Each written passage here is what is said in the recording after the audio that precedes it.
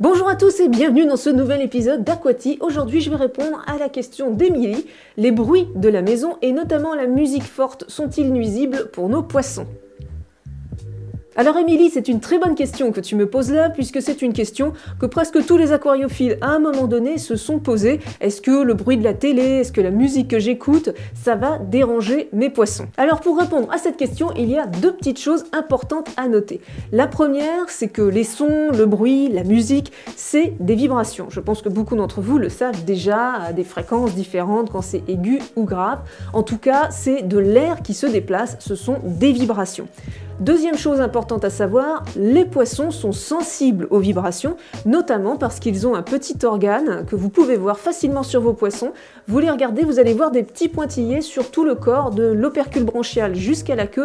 C'est ce qu'on appelle la ligne latérale des poissons, et ça leur sert à capter les vibrations. Ça les aide à savoir s'il y a un congénère proche d'eux ou s'il y a tout simplement un danger à proximité. Donc par exemple une grosse vibration, quand vous tapez du pied à côté d'un bassin par exemple, les poissons vont le sentir, la vibration va les alerter qu'il y a un danger, donc en général ils vont tous se réfugier au fond de l'eau.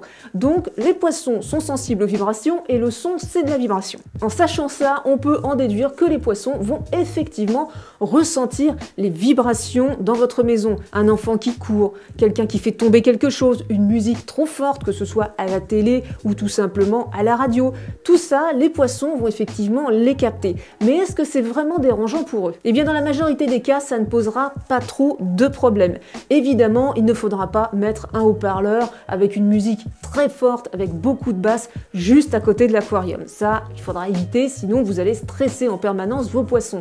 Mais si vous avez un aquarium dans votre salon qui n'est pas trop proche de votre télé et que vous regardez la télé même un petit peu fort, vos poissons ne seront pas plus dérangés que ça. Une conversation ne les dérangera pas non plus. Si vous claquez la porte une fois dans la journée, ça va les secouer un petit peu, mais c'est tout. Ça ne va pas non plus les tuer sur le coup. Donc, les bruits, les vibrations de nos logements, de notre vie d'humain, les poissons les captent, ne les entendent pas vraiment, mais en tout cas les captent, les perçoivent, mais ça ne va pas les déranger à 98% du temps si on est raisonnable. Cette question me fait d'ailleurs penser au cas particulier des tables basses aquarium. On me demande souvent des choses sur les tables basses aquarium, comment fabriquer, qu'est-ce que je peux mettre dedans, etc. Moi je suis totalement contre les tables basses aquarium. Une table basse, c'est un objet particulier, un aquarium, c'est autre chose, on fait vivre des poissons dedans, c'est pas fait pour être un objet utilitaire.